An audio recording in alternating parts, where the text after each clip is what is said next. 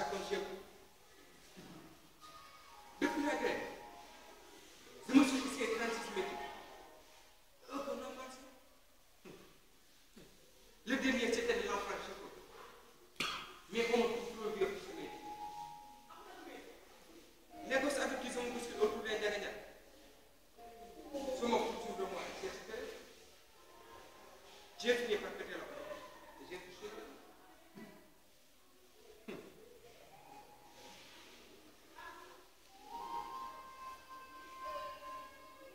Quel deal avons-nous fait au beau Dieu pour mériter une telle sorte? Le travail est l'essence de l'homme. Quand on a de quoi manger à sa femme, se soigner quand on est malade, et de s'occuper seulement de son foyer, on devient pire quand on est affamé. C'est le cas. Même pas ces enfants depuis ce matin.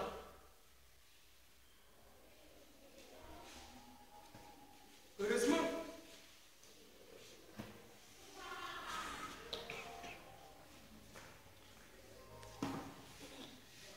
nos femmes ont pris la relève. Ne t'étais bigué. Ces jours-ci, je me demande bien ce que je serais devenu. Et puis il n'y a pas moi. Il y a des enfants aussi.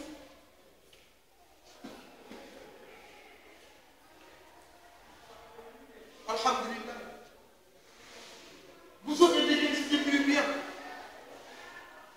Mais tu sais, je ne suis pas habitué à croiser les bras.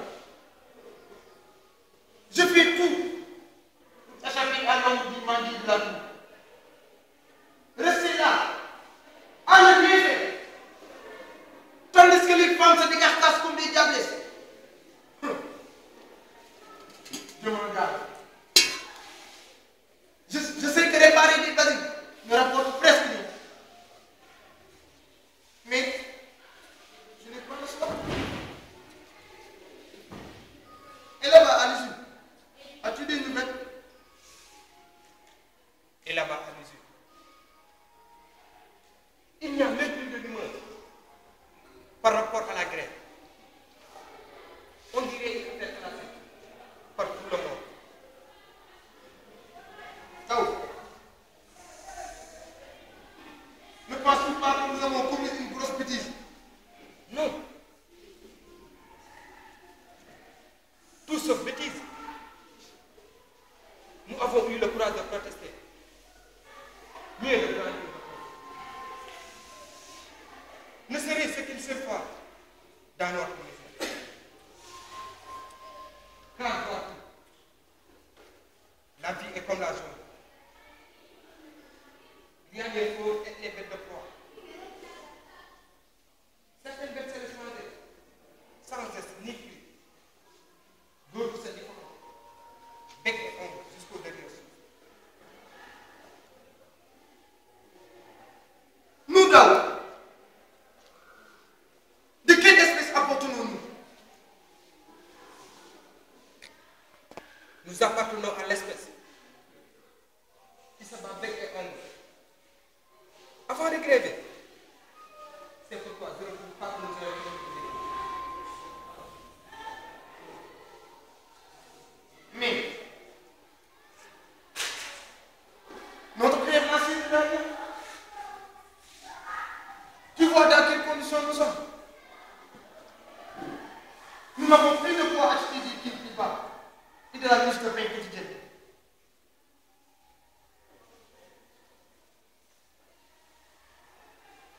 Qu'importe.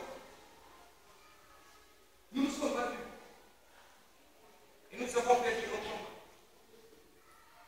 Il faut reconnaître que ce combat est inégal. C'est la patronat contre le main-d'œuvre. Le riche contre le pauvre. La matraque et les bombes lacrymogènes contre l'espoir.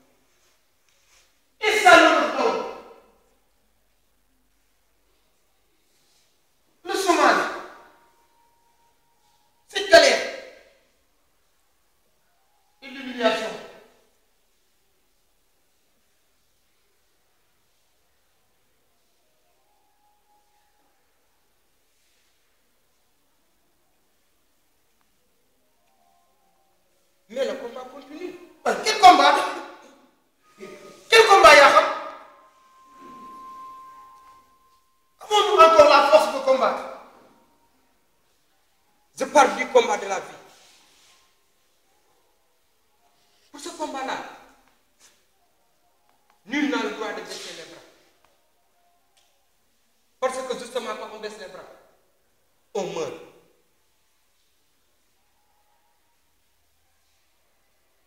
Ne vois-tu pas qu'on est en train de crever? N'accepte pas d'être victime. Et ne pleure pas sur ton sort. Ceux qui pleurent sur leur sort sont toujours des perdants. C'est Dieu qui a créé l'homme dans sa peine et dans l'adversité. Riche ou pauvre, chacun reçoit son lot de misère, de devoir et de culture.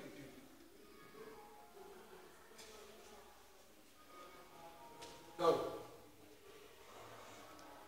depuis quand es-tu devenu philosophe? Je ne suis pas philosophe. N'oublie pas que nous sommes des peuples de la Dara.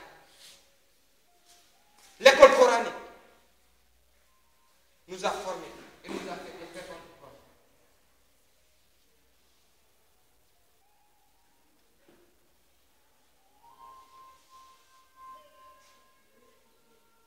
La croyance est la prison du musulman sur terre. Peut-être, mais seulement en prison spirituelle. Car la croyance est un bouclier surtout contre le glaive du mal, sous tous ses formes.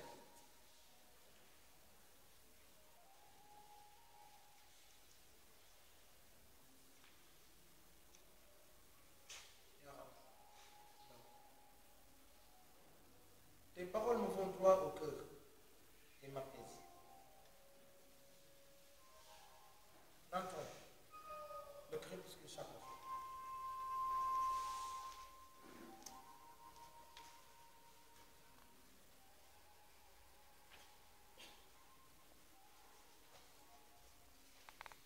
Bousso tey marché bi neex na